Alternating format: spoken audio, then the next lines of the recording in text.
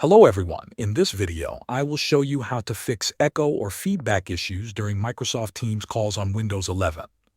First, open Microsoft Teams and click the three dots in the top right corner.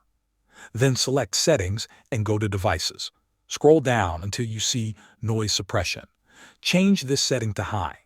This helps remove background sounds and reduces echo during calls. Next, make sure Teams is using the correct microphone and speaker.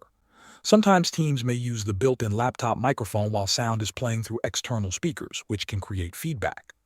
In the Devices section, check both the speaker and microphone options and select the device you actually want to use.